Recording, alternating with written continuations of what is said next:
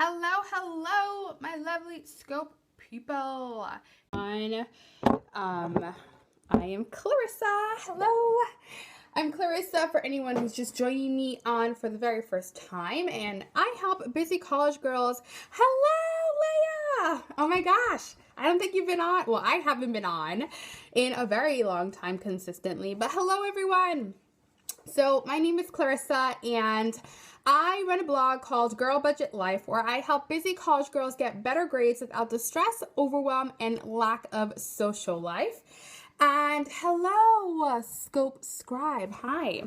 And tonight I want to talk about failing exams because we are in the midst of midterm season. I just got accepted into the in-transition program.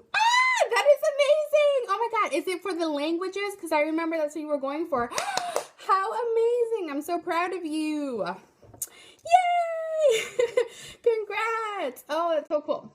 So we're in the midst of midterms, right? And I'm getting loads and loads of emails from everyone telling me how poorly they're doing in their classes and how much they need my help.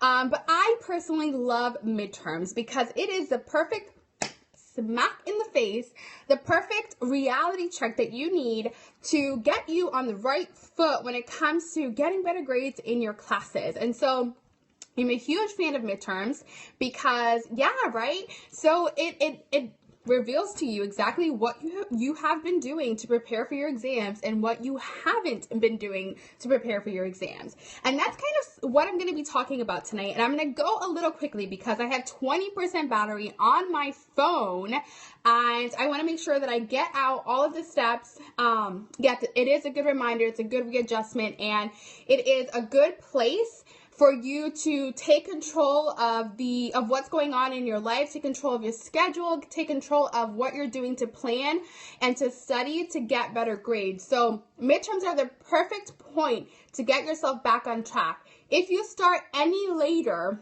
than midterms, chances are that if you're failing, it's really hard to bring your grade back up. So that's why I really love the midterm season, because it's exactly the midpoint where you still have a really good chance of bringing your grade higher and also, achieving a higher grade than you anticipated. So if you were going for a B, it's a perfect time to readjust and aim for that A. So if you have failed an exam, the first thing that I'm going to tell you is that you need to get over it, okay? It's in the past.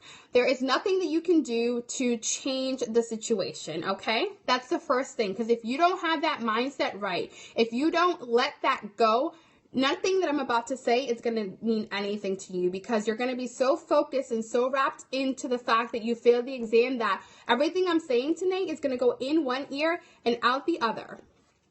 Your hair is super cute, by the way. Sorry to keep going off topic. It's okay. I just got out the shower and it's a mess. Hi, Amethyst. Hello. I'm like really animated because I've had way too much coffee today. And I had a really hard day at work today being a registered nurse. And I'm like trying to get myself in a good mood. So I thought that I would hop on Scope. And so we're talking about the number one question that you need to ask yourself if you failed an exam. And so the first thing that I said was that you need to get your mindset right. Forget about the fact that you failed the exam. There is nothing at this point in time that you can do to change your situation. It is what it is. The grade is what it is. The only thing that you have control over at this point is what you do moving forward. So that brings me to the number one question, the only question that I think is of true importance that you should be asking yourself after an exam. And that question is, what study methods did I use to prepare for this exam that had no effect on how well I did? Meaning, what study methods did you waste your time on that did not help you in any way get a better grade on this exam? One of the common things that I see is students spending hours and hours writing these perfectly, beautifully created outlines and these perfect flashcards that they never look through, but they spent 14 hours on. That's one of the things that might not be effective for you to pass the exam. And in order for you to know what study methods worked and did not work to help you get a better grade on the exam, you have to understand the style of the exam and the kind of content that your professors are quizzing you on, are testing you on. So you need to know if the tests are multiple choice. And if they were multiple choice, what were you struggling with? Were you struggling with understanding the concepts? Maybe you didn't have a good grasp on the information, or did you just rush through it and not read the question and so you selected the wrong answer? Another thing is, you could have just been so nervous that you couldn't get yourself together in order to get a good grade. So that's something that you need to evaluate.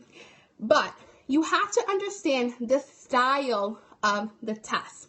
Is it multiple choice? Is it short answer? Is it fill in the blank? Is it an essay type of exam? What kind of an exam are you tackling? Because that type of an exam is going to tell you how you should be studying for it. If you have an exam that is multiple choice, my friend, you need to be studying by taking multiple choice questions. That's it.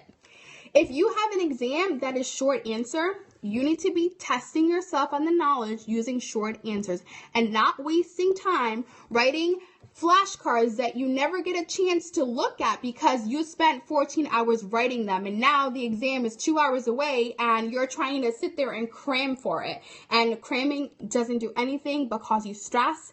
It doesn't help you get a better grade. It is like the one thing that I suggest college students never do is to cram for an exam. Like, don't do it. You're going to cause yourself so much stress for no reason. There is a simpler way, an easier way to get better grades. And it comes down to knowing the type of format. I'm yelling, I'm sorry. I'm going to tone it down a little bit. Knowing the type of format that your exams are going to be. Number 2, taking a look at your exam after it's handed back and evaluating where you went wrong. Sometimes you're going to make silly mistakes. It doesn't mean that you didn't understand the information. You might have just forgotten to move a decimal place over. In nursing school, I was notorious for dropping zeros all over the place. Flashcards have always been so useful for me, but only in cases where I did them way ahead of time. Exactly, because then you actually had the time to review them and quiz yourself on them.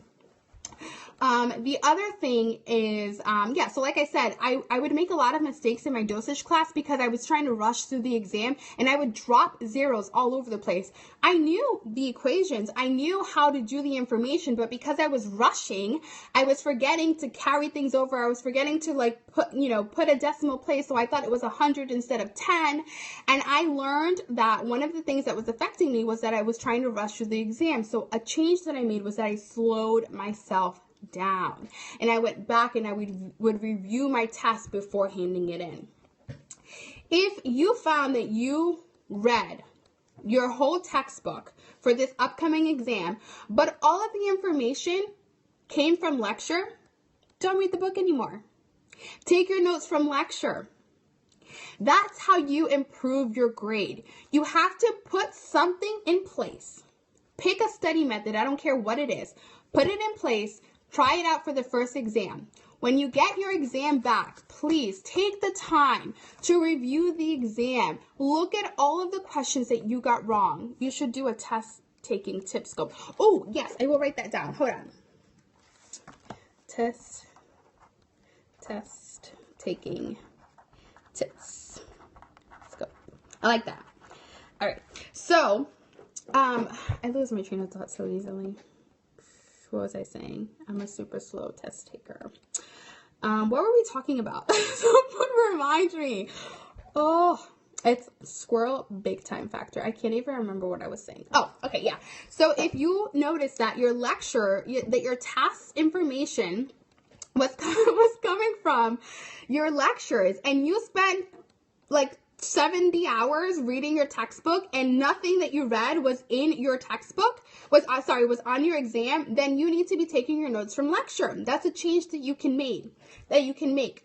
If you focus on like every little detail, every little nook and cranny that you can find on your notes, but your questions that you were being asked on your test were like big main idea type of questions, bigger themes, then stop focusing on the details and start focusing your attention on creating your notes to capture main ideas, big topics, big themes. But the only way that you know what to do is by evaluating how you did on the exam and then asking yourself, what study method did I use that did nothing or was a waste of time and did not help me at all to feel confident during this exam? Did it help me at all to be able to pick the right answers? Did it help me at all to be able to get the grade that I wanted on this test? If you don't ask yourself anything else during this whole semester, let that one question sit with you. And you can use this question for exams. You can use it for papers as well. You can ask yourself, what preparation, what research sources, what textbooks did I use that didn't help me be able to put together a better paper? The same thing goes with projects. What thing as a group did we waste a bunch of time on instead of focusing on what really counted? This question can apply across the board no matter what you're doing in college. It can apply to your life as well. If you're applying for jobs and you're going to interviews and you're not getting a job, you need to be evaluating what is it that you're saying during these interviews that are not allowing you to get the job. Is it because the job market is tough? Is it because you don't have the experience that they're looking for? Is it because you are not a good interviewer? You need to understand where it is that you are going wrong so that you can do something, so that you can put a plan into place to fix it. Got it? So that is all I wanted to talk about tonight. I just got the notification that I'm at 10% battery, guys, so I'm going to die. If you want to find more information on how you can get better grades without the stress, overwhelm, and lack of social life so that you can binge watch Netflix without the guilt, knowing that you can walk confidently into those exams and rock them, I suggest that you check out www.rockatcollege.com and find out more information about my course. Thank you for watching. Bye.